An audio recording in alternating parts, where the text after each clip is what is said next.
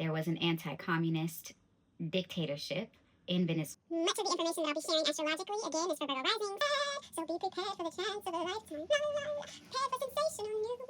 The 8th house matters are more about how you sustain the life that you've grown and not just the most shallow version of yourself. Unfortunately, I understand the impact of human fragility on human existence. Hedda and Irene especially epitomize that fragility. Ooh, this could be brand new. Make the chocolate set think about what she wanna do. Trying to figure out what baby think is never you.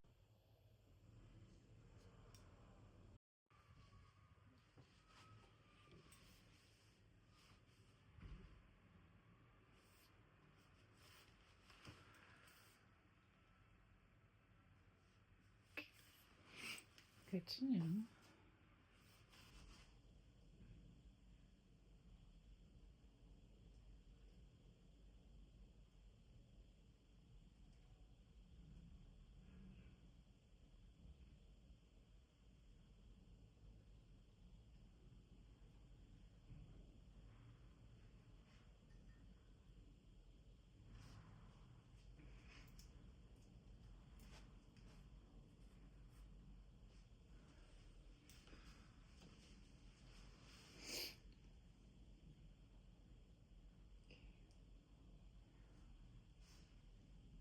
Today,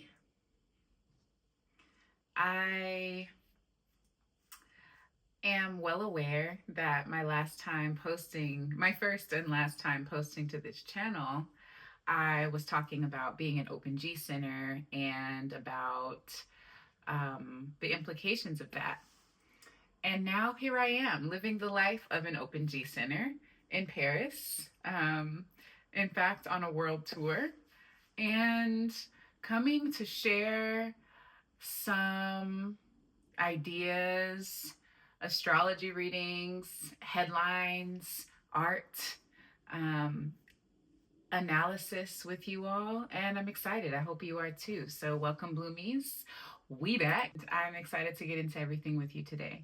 Today we're going to be discussing the headline about Venezuela accusing the US and the Trump administration of extortion, and Russia and China's condemnation of the Trump administration's aggression against Venezuela. Now, it's helpful to have some background information on Venezuela and its relationship to the US, I'm sure. Let's just start by acknowledging that the conflict between the US and Venezuela is driven by oil and ideology. It is not about drug traffickers. It is about the US's determination to have access to this nation's natural resource, and about the US's insistence upon being the big boss, the big homie, the police of the West. So these countries established diplomatic relations in 1863. In 1902, Roosevelt's administration defended Venezuela against Europe in a move that kind of established this the US is the big boss in the West dynamic that the US is desperate to preserve. In 1914, oil was discovered at Venezuela's Lake Maracaibo. The US became the largest market for this good. From 1948 until 1958, there was an anti-communist dictatorship in Venezuela that the US was deeply invested in, and there were deeply amicable economic relations between the US and Venezuela at this time, all revolving around oil. So during this era, Venezuela is with the shits in terms of cooperating with and being complicit in the US's violent imperialism, redundant imperialism. Venezuela was dogpiling Cuba with the US and its allies during this time. But in 1999, Venezuela elected Hugo Chavez, and things began to change.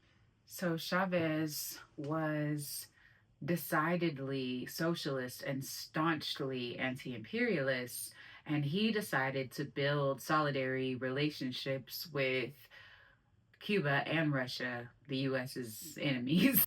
He nationalized the oil industry and made it so that all the US could do was consume Venezuela's oil, not set up shop, right? And operate as oil companies, foreign oil companies within the country. At this point, shit is not sweet between them, and the US starts plotting on Chavez. And Chavez finds out in 2002 that the US is behind a coup. And so from that point on, the relationship between the US and Venezuela was rather hostile, right?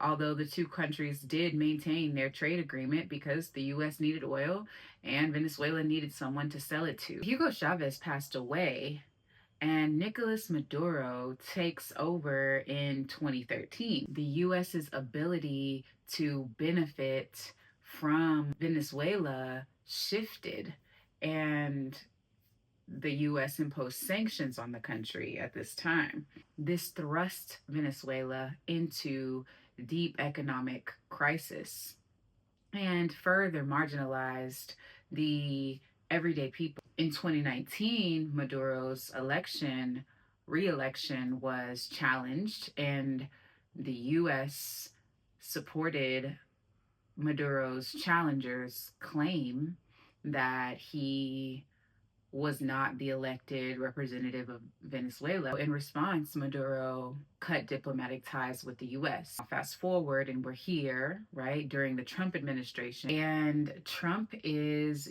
leveraging contrived narratives to justify aggression toward Venezuela that is longstanding, right? It is just exacerbated under Trump, right? Deeply escalated under Trump's administration. Again, the agenda is likely what it always has been: to extract resources, namely oil, from Venezuela, and to repress and suppress anti-capitalist and anti-imperialist sentiment in the country. Now that we have that background information, I want us to imagine some alternative headlines. My work leverages surreality to galvanize marginalized populations toward a more radical future, a more liberatory future.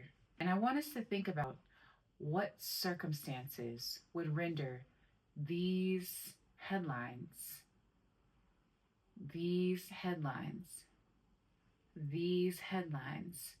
feasible, realistic, even probable, right? I want us to think about what world we would need to be living in for this to happen.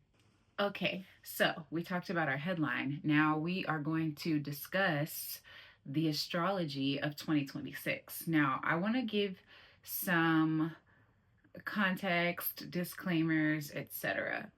Here on my channel, I focus mostly on Virgo risings, right? I focus on Pisces suns. I focus on Gemini moons, right? And sometimes I throw in some Mercury as chart ruler with Mercury in Aries. Much of the information that I'll be sharing astrologically, again, is for Virgo risings, Pisces suns, Gemini moons, okay?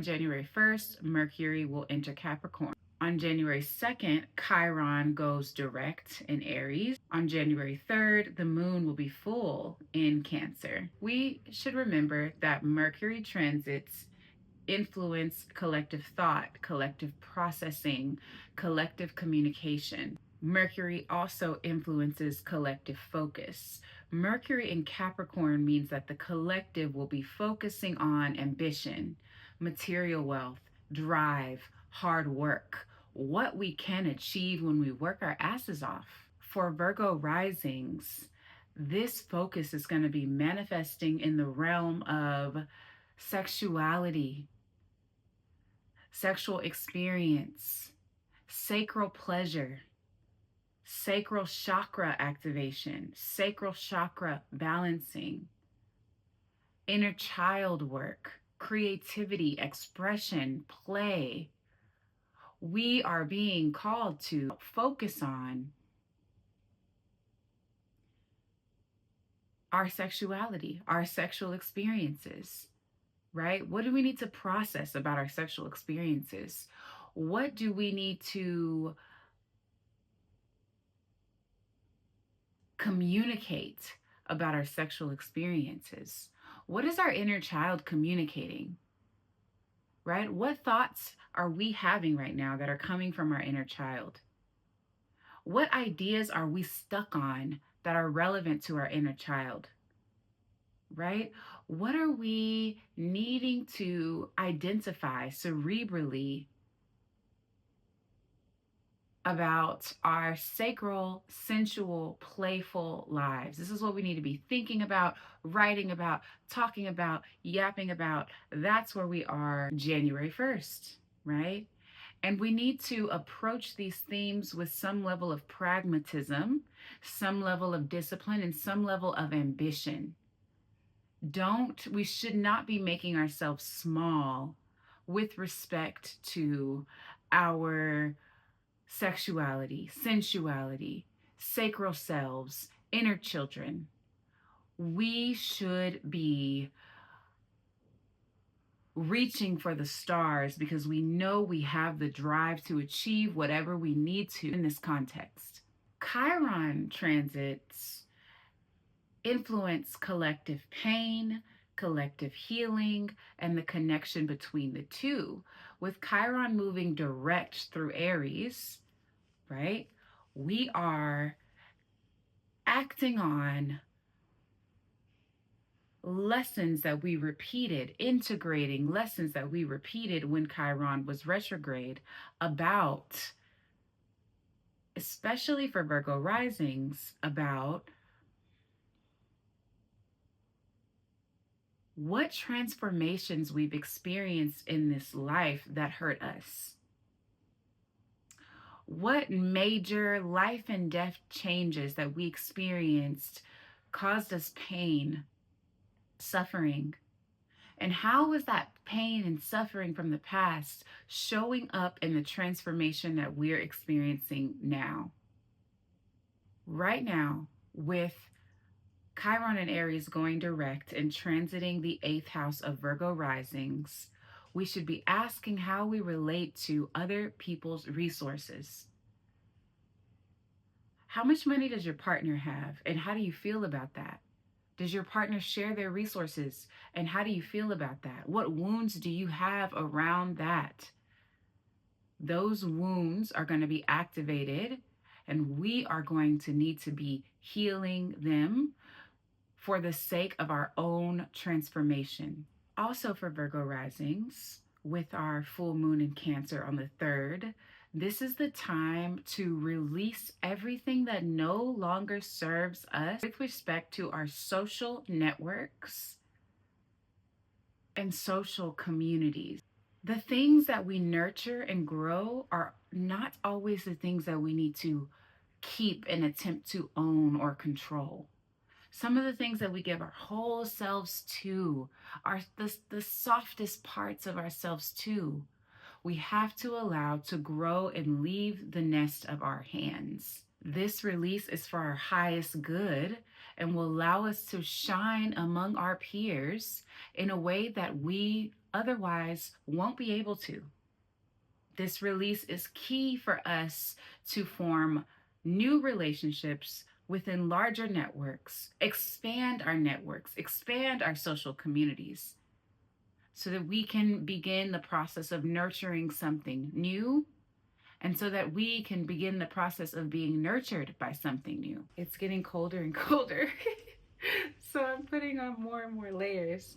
But let's talk a little bit more about the astrology of 2026. I've shared what we should be thinking about in the first few days, and I want to share what we should be thinking about for the rest of the year so that we can all be prepared. So be prepared for the chance of a lifetime. La la la. Prepared for sensational news. La la la. Shining new era is tiptoeing nearer. And where do we feature? Just listen to teacher. I know it sounds sordid, but you'll be rewarded. So I mentioned that I would at times talk about people with Mercury as their chart ruler and Mercury in Aries. For those of us who have this placement, we need to be thinking about our impulsiveness, right? And how we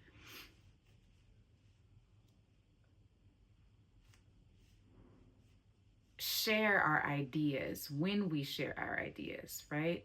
We know what we want it to look like when the things that we're thinking land in the world. Since we have an idea of what we want that to look like, we need to have the discipline to wait, right? We need to have the discipline to wait for the prime opportunity to share those ideas. We need to wait until we've mastered those ideas in 2026, right?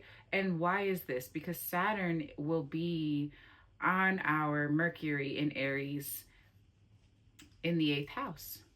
We need to ensure that we are meeting Saturn's call for discipline around discernment in communication, discernment in sharing ideas, and in the pacing around sharing ideas. We need to not be thinking recklessly. We need to be careful with what thoughts we dwell upon, right? And we need to be careful with what we say, because we do hold the power of life and death in our tongues. Impulsivity is what encourages us toward settling. We are settling for a particular audience when we know that we need to wait for the right one. The one that is going to receive our ideas, the one that's going to receive that book, the one that's going to receive that essay, the one that's going to receive that expression. We need to have the patience and the discipline to wait on the right people to hear what we're sharing. Moving on to Pisces suns, and again, this is for Virgo rising, so this is for people who have Pisces sun in the 7th house. A lot of 2025, and just like really beyond 2025, since Saturn entered Pisces in 2023, we have been pouring into one-on-one relationships, and we were called to do that so we could see just how far that got us. Where did pouring into one-on-one relationships get you? Where has it gotten you over the past almost 3 years? Know that where it's gotten you is not where you're meant to land. It's not where any of us are meant to land. So now it is time for us to use all of that energy and pour it into ourselves. That is one of the karmic, Saturnic lessons we were meant to learn over the course of this time. It's very interesting because I know that a lot of astrologers interpret Sun in the 7th house as an identity that is lost, immersed, submerged, mirroring that of another. And that is true. You know, I think we all have experienced that. But what if that is the unevolved Pisces sun in the 7th? What if the evolved Pisces sun in the 7th loses one's ego in one's own soul, loses one's ego in one's own vitality? Then what? I think that's something for us to think about as we head into 2026. I think that this is a time for us to lose our egos to our own souls, to the sources of our vitality.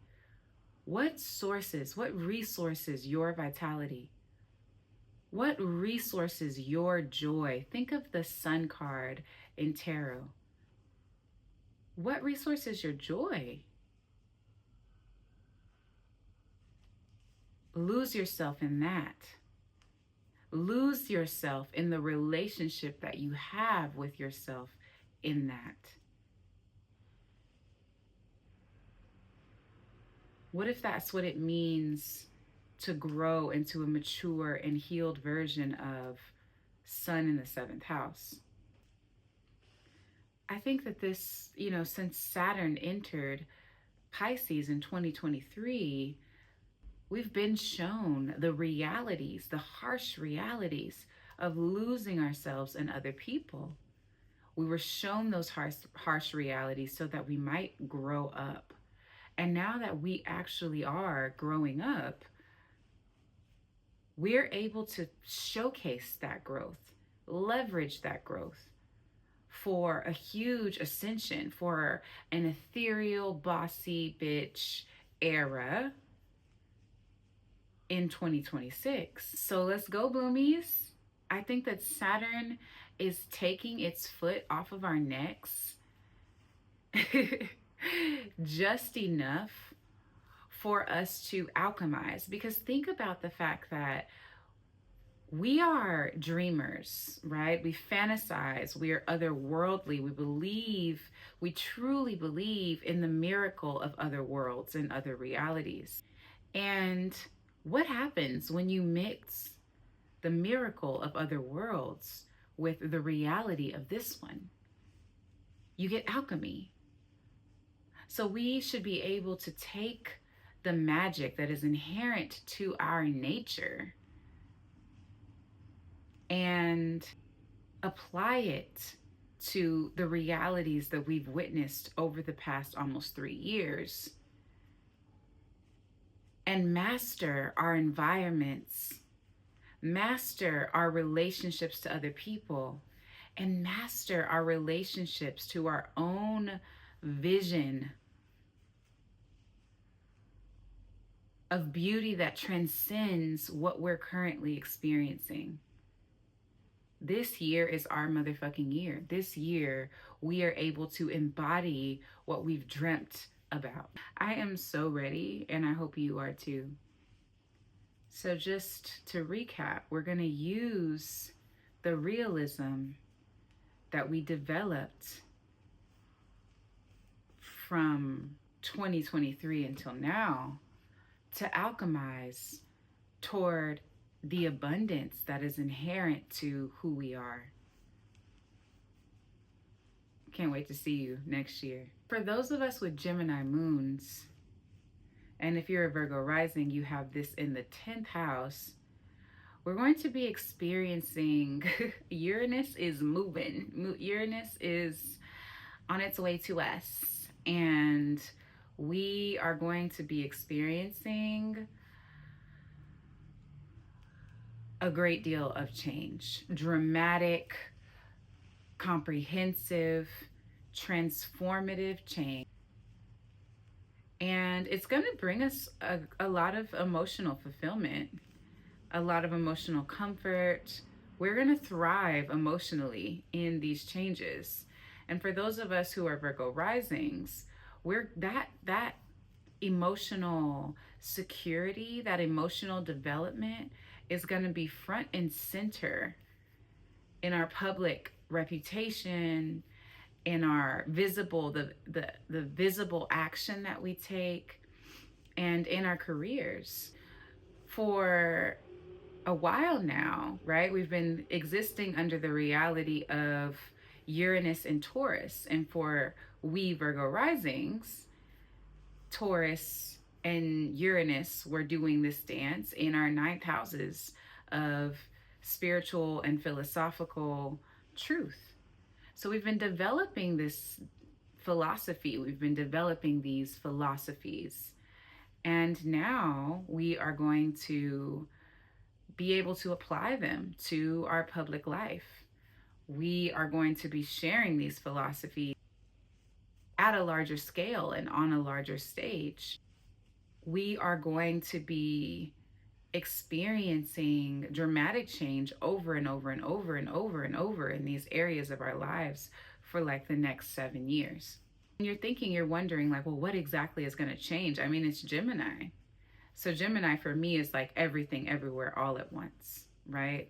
An astrologer who I really like, Alyssa Sharp, once said that Gemini is like Pandora's box, or it's like Eve in the garden. It is the beginning of every possibility, right? And so we can think about these changes in that sense. We are going to change in every single way possible. For Gemini moons, that's with respect to your emotional self, right? How you comfort yourself, how you nurture yourself when you feel emotionally secure, what you talk about with respect to your emotions, how you intellectualize your emotions. And for those of us with Gemini moons in the 10th house, those of us who are Virgo risings, all of that is going to play out in front of the world. How do you want that to happen now that you know that's happening? Now that you know that it's all going to play out very publicly, what do you want to do about that? How do you want to position yourself within that?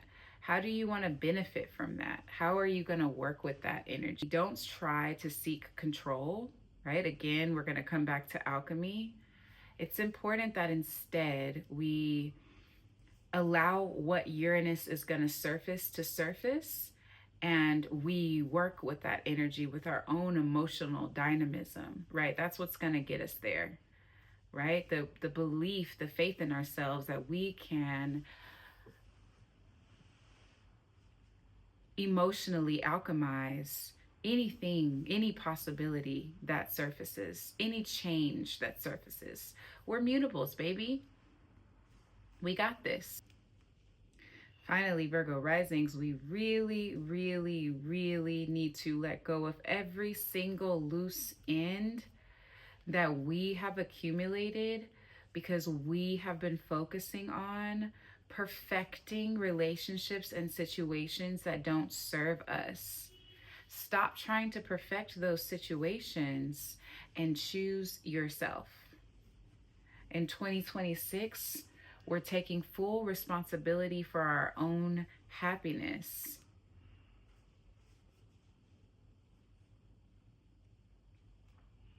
We're accepting that no one is coming to save us. We're accepting that all of these projects that we use to externalize our own shit are going to continue to weigh us down. We need to accept that we are our own project. It's okay for the charity case to be ourselves for once. In 2026, we Virgo risings will not be overthinking a goddamn thing. We will be going after what we desire. We will be paying attention to desire that is embodied, that we can feel in our bodies, that we can feel in our physical realities, and we're not going to overthink those desires. We're going to go for them. And if we don't experience desire, if we don't know what it is that we want, then we're going to get still until we do. But we're not going to overthink. We're not going to overanalyze. We're not going to be making the tough choices from a place of neuroticism or neurosis. We are going to make these decisions from a place of embodied truth, and we're going to let it be what it is. We're going to face the fear by trusting that what we experience in our bodies is sharp enough wisdom to supersede anything that we can read, anything that we can investigate, anything that we can analyze. We can trust what we know. and we can stop thinking ourselves into exhaustion, thinking ourselves to death. There are going to be eclipses from February to March in Aquarius and Virgo. These eclipses are going to be happening in our first and sixth houses. It's all about health. It's all about health. It's all about how we're taking care of ourselves. What do we need to let go of to take care of ourselves? And what do we need to start to take care of ourselves? This is health in the mundane. This is our routines. This is the vitamins that we take every day. This is the exercise routine that we have every day. This is the meditation practice that we hold down every day. And I'm going to let you know, there are so many transits for us in 2026 that orbit health. So we might as well get it into our minds right now that this is what life is going to be about for us on a major level next year. We have to take care of ourselves. We have to take care of our bodies. We have to take care of our appearance. Virgo risings, we care about our appearance. We want to appear perfect. For us right now, appearing perfect is going to be only a result of attending to our health, even our aesthetic health, in a disciplined way. And there's no getting around it. We're going to need that sleep. We're going to need those vitamins. We're going to need that water. There's no getting, and we're going to need it more than ever. Anything that you can do proactively for your health right now, do it. Get ahead of it. Get to the doctor. Get a checkup. Check in with yourself. Balance your sacral chakras. Get some Reiki done. Go get that massage.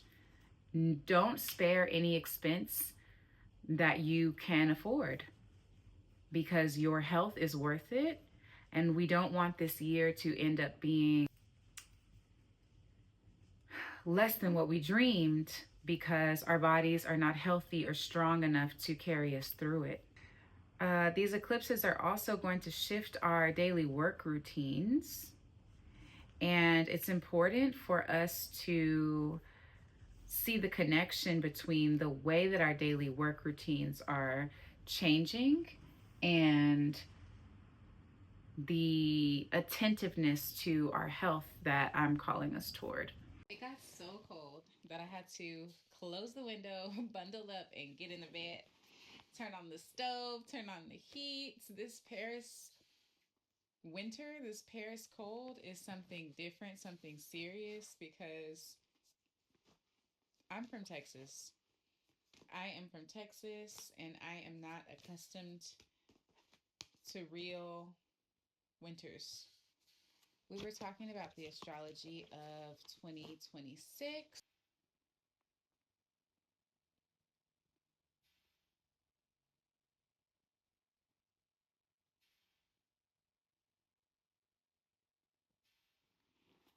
So, with Saturn moving into our eighth house, we are going to be required to be more financially disciplined than we have been up until this point. The same discipline that we just learned to practice around pouring energy into ourselves and prioritizing ourselves over others, that's the same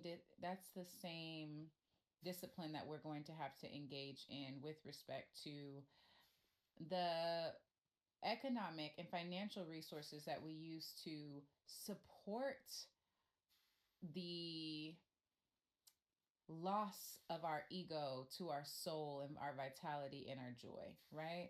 So okay, we know that we're losing the shallow self to the depths of our identities, right? The intangible aspects of our identities. And what kind of resources do we require to do that, right? Now, I can speak for myself when I say that I am often, or up to this point, I have been quite loose and fast with money. I have Jupiter in the first house. And even though my Jupiter is in Virgo, which means it's not necessarily very well placed, I do read my Jupiter in the first house as me having an abundant relationship to money on first impression. Like, I would say that my relationship to money is you see me, you pay me. And I have had many experiences um, that kind of confirm this belief that I have that this is my natural orientation to an experience with money. But it's important to understand the limitations of that. And for me, I would say that some of the limitations are that, yeah, it's a see me, pay me experience or phenomenon, but it's not really always sustainable. The eighth house matters are more about how you sustain the life that you've grown and not just the most shallow version of yourself, because our rising sign is kind of the mask that we wear, the approach that we take. And with my Jupiter in my first house, this is like people fund the approach that I take, right? I can get paid for the approach that I take. But we're in an era now where we want to be paid for our fuller selves, right? The fullest versions of ourselves. That includes our relationships, our villages, right? It includes our passion projects, our home, because we've grown from the first house of just like being like birth, existence, right? To the seventh house, which now has brought us through, you know, the resources that we need to survive, a local environment, siblings and comrades, a home, pleasure and sexual lives and children, work and health, right? And now we're to this point where it's like, okay, we are partnering with ourselves to further embark on our soul's journey, and we're partnering with other people. And what type of resources are required for that type of partnership? And how has our relationship to change and transformation and life and death and things that we kind of prefer to keep in our subconscious minds and that we struggle to confront, how do those things impact our relationship to the money that we need to fund the broader aspects of our life beyond just funding our approach to life, right? So we're going to need to be disciplined around this. We're going to need to be, um, we're going to have to root out our impulsivity with money, especially other people's money. And when we're talking about other people's money, we could be talking about credit cards. That's not our money, right? That's the credit card company's money that we're borrowing and paying interest on, right? We could be talking about debt. We could be talking about any money that has strings attached to it, right? We could be talking about inheritance, right? What do we do with money that is tied to some sort of responsibility? How do we engage with that? Saturn wants us to be disciplined about that. Saturn wants us to be honest about that. Saturn wants us to be painstaking about that, right? Thorough. And not only is Saturn entering Aries in our eighth houses, but Neptune is also entering Aries in our eighth houses. Reflecting back on this time when we had Saturn and Neptune both in Pisces, it was quite disorienting because Saturn was demanding this diligence from us around boundaries and around self love and around like the hard work that it actually takes to achieve our dreams, while Neptune was feeding our illusions and delusions around those same themes. So when Neptune and Saturn are together, what comes to mind for me is discernment. Being able to be hardworking enough at distinguishing between what is real and what is not. You know, being disciplined enough to stay grounded in a way that allows you to distinguish between what is real and what is not. And in the 8th house, that is going to have a lot to do with money, right? And the things that we take on that may or may not be for us. That is where discernment comes in, right? At the same time, we are going to experience so much relief in our area of one-on-one relationship and this whole like struggle to distinguish between ourselves and other people. We're going to experience a lot of relief around that, and that's going to be really nice.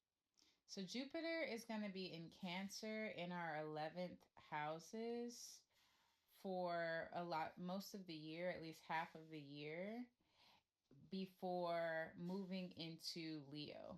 And for we Virgo risings, while it is in Cancer, we will be experiencing a great deal of expansiveness and abundance around connections that are nurturing, social communities that allow us to feel at home, that allow us to feel safe and hidden from any threat.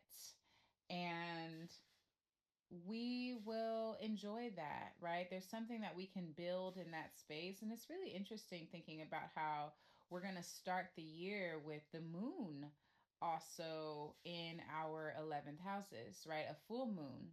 So we're going to be releasing what has prevented us from experiencing the nurturing within social communities that we will be experiencing for at least half of this year, with Jupiter leveraging its magic and its profundity for these types of relationships.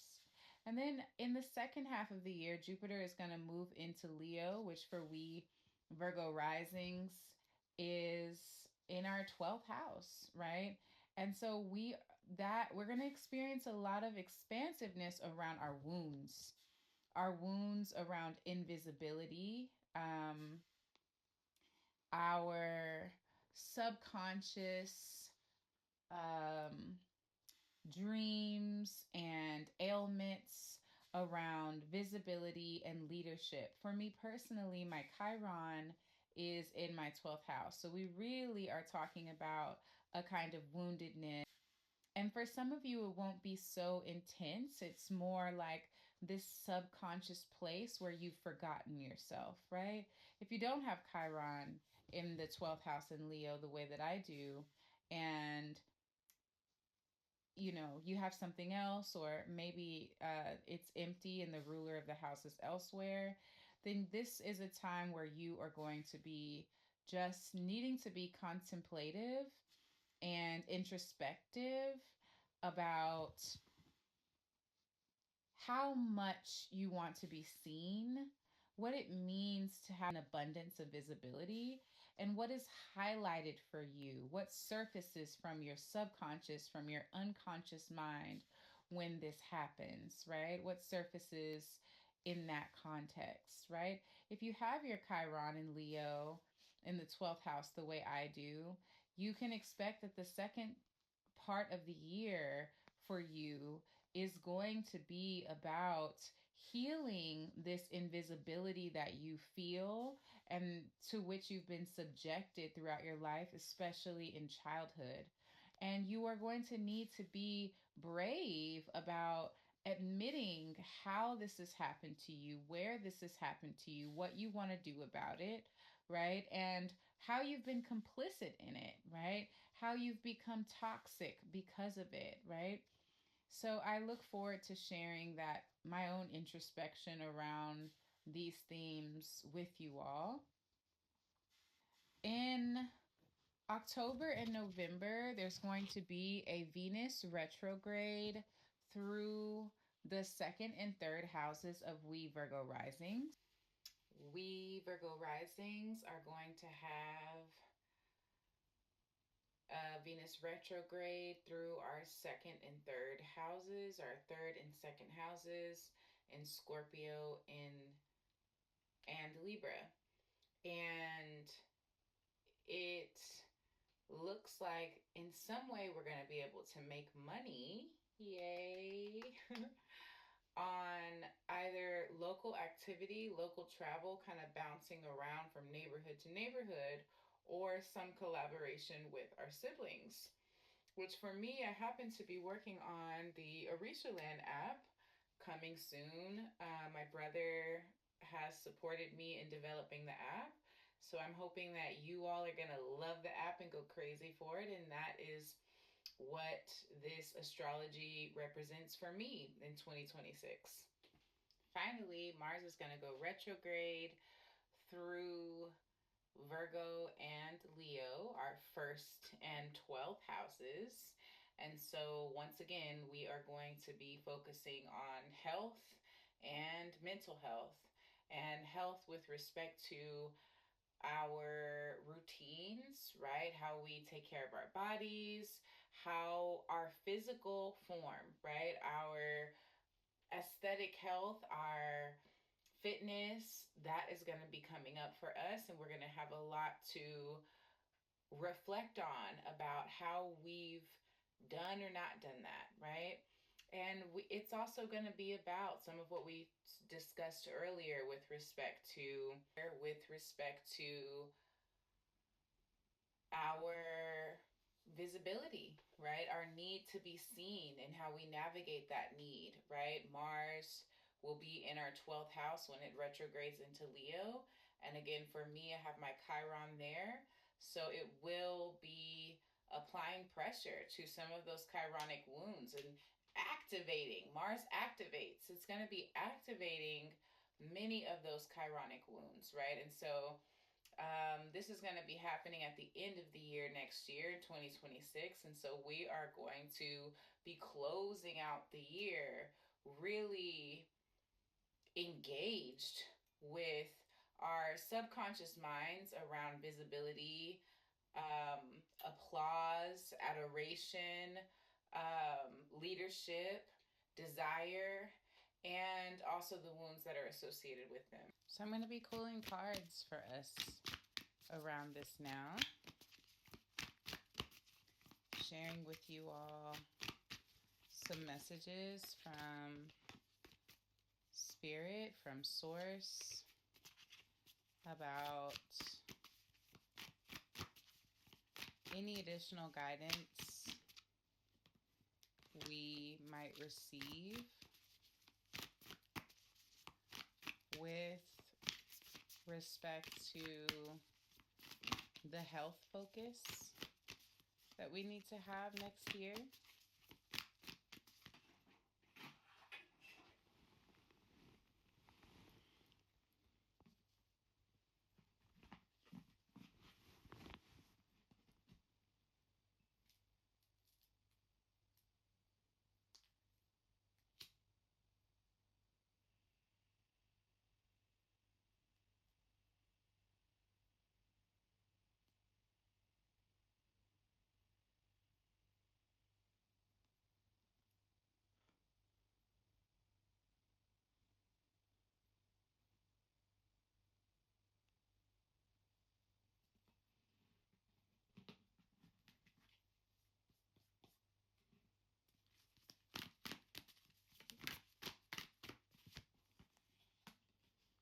Nine of Wands reversed.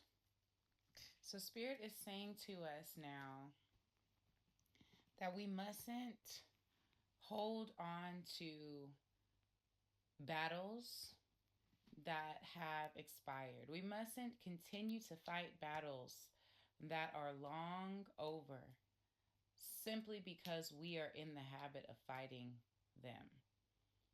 Spirit is wanting us to understand that we have become so accustomed to high stress, high pressure, violence, imposition, and so accustomed to the people that we've become in that environment that we are resisting the healing that we are called to do now. Anything that we are fighting for that has drained us, that has harmed us,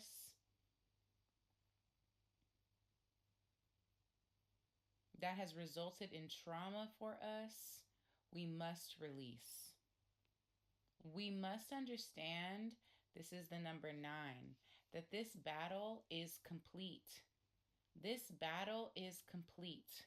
We've won this battle as much as we are going to, and now it is time for us to put everything that remains down and choose ourselves.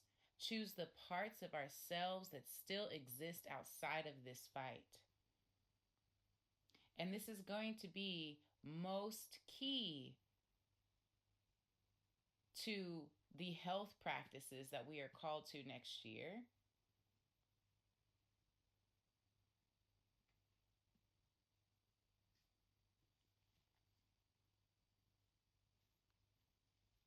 This is about healing PTSD. This is about healing the nervous system. This is about regulating emotionally and psychologically. This is about finally loving ourselves enough to be still and be at peace with where we are, with who we are, and with what we're doing.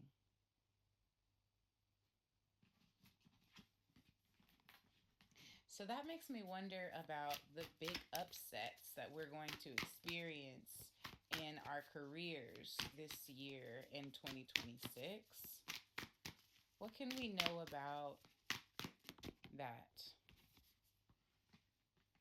Okay. We have here the 3 of Pentacles and the 6 of Wands. So Spirit is saying to us now, you are in collaboration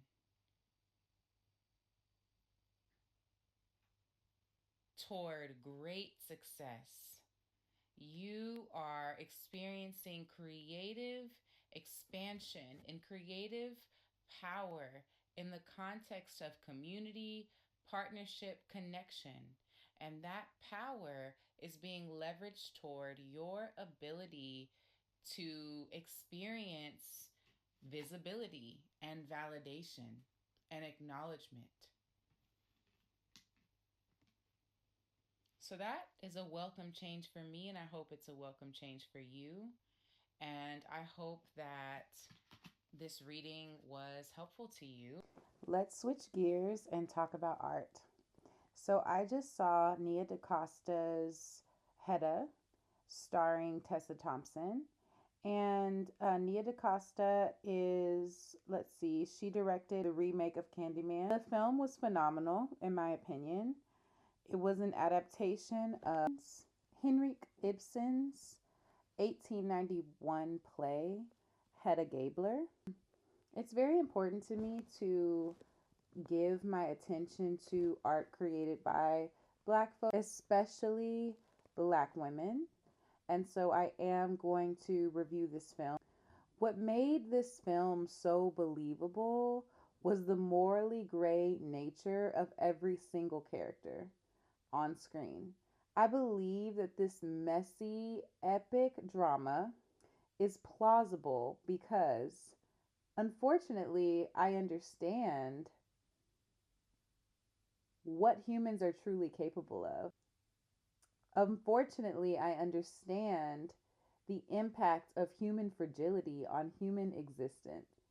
Hedda and Eileen especially epitomize that fragility. Eileen spiraling toward destruction, and Tessa violently choosing it. Even more compelling is that this film draws you in with its gender politics, its light exploration of sexuality, and its willingness to allow what was once written as a clearly feminist character to become more morally ambiguous while embodying a triply marginalized identity. What are the political implications of a villainous Black woman? What are the political implications of a villainous black queer woman? And can that character ever be fully villainized, as the audience is bound to be aware of what her villain origin story might have been, given those marginalized identities that she holds? I think that this is part of what Nia DaCosta is asking in this adaptation. For this reason, I think that this film is meant to resonate most with people who carry these identities: Black people, women, queer or bisexual people, or people like myself who are all three. I think that this film is for those of us who are devastatingly bored with the limitations that are imposed upon Blackness, the limitations that are imposed upon bisexuality, the limitations that are imposed upon womanhood, femininity. If we really want to talk about it, moral uprightness requires much more from Black queer women than it does from straight white men. Straight white men are living in the privilege carved out by an intergenerational run of raping and pillaging. They can afford to take a break from moral depravity, but for a Black queer woman who is truly ambitious, there is a price to pay for morality and for a principled life. If I'm being honest, this is something that I feel I know anecdotally. I've paid that price. And I think that Nia DaCosta wanted to see a Black queer woman be free from that cost. And it's honestly so refreshing. It's refreshing for the parts of ourselves that we starve. It's refreshing for the parts of ourselves that we ignore, because there is no moral path toward the fulfillment of those parts of ourselves. This isn't to say that choosing righteousness is something that one should avoid or regret. Maybe that's something for each member of the audience to decide for themselves. But the point of the art, in my opinion, is to pose this question, is to trouble this dynamic, is to surface the inequity that exists for Black queer women, even in villainhood.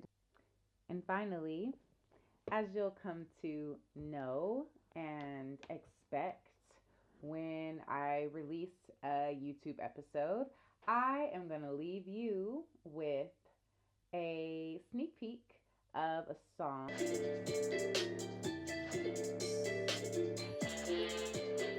MOC. Yeah. Basic bitches, boring bags, they getting on my nerves. Mini malice when they tryna drive along these curves. I ain't capping when I say I'm Merkham, pull up to the curb. I swear my heart is oh so wholesome, mind is undisturbed. Yeah, ooh, this pussy brand new. Make a chocolate stud think about what she wanna do. Trying to be down, but shorty, it is never you. Cause when I put it on her, it's her mind that she gon' lose. Yeah, bossy, I'm oh so flossy. I'm standing 10 toes on this glossy, cause it's so saucy. Tsunami when this nigga tossed me, and now we drowning. I need a gangster nigga act right, quit all that clowning. Yeah.